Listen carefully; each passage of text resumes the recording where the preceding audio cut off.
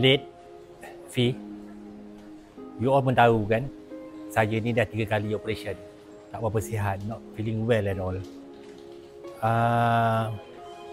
Dan you all kenal kan Adriana, anak saya. Macam inilah. As a majority shareholder, saya nak pastikan kalau saya tak ada nanti, Adriana ni, dia ambil alih tempat saya.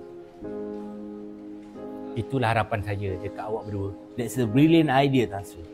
Khalid, Fifi, you all boleh uruskan apa hasrat saya ni. Saya memang percaya sangat dengan awak berdua. Kita dah kenal lama kan? Tan Sri, apa kata Tan Sri buat wasiat? That's the best way untuk Tan Sri sampaikan share ataupun bahagian Tan Sri kepada Adriana. Macam inilah Khalid. I percaya dekat you. You decide apa yang terbaik untuk saya, untuk anak saya. And then kata apa nama tadi you kata tu wasiat dia. Siap semua documentation tu bagi kat saya sign semua. Yang penting anak saya terjamin dia punya kepentingan dia dalam syarikat. Baiklah, saya minta diri dulu.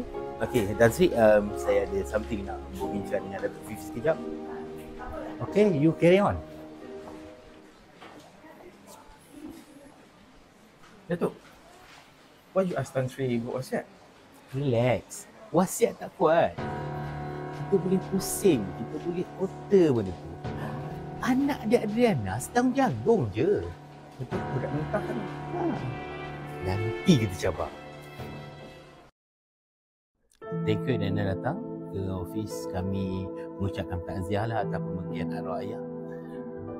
Kami sampai ni panggil Adriana, actually kita nak sampaikan something daripada pihak syarikat. Kita dah decide yang mana kita nak buy off the shares of Tan Sri dan pampasan kepada Adriana adalah RM100,000. No!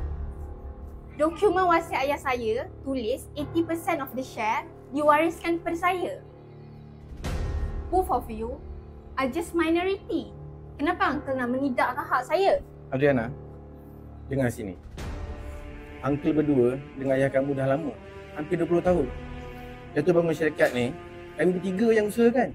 Kamu tak tahu apa-apa. Tapi ayah saya dah buat wasiat. Wasiat? Kita akan cabar. See you in court. Hibahlah saham syarikat anda kerana ini yang membuatkan bisnes kita boleh pergi ke generasi nombor 2. Kontak Hayan Consultancy, confirm.com. Kami akan bantu.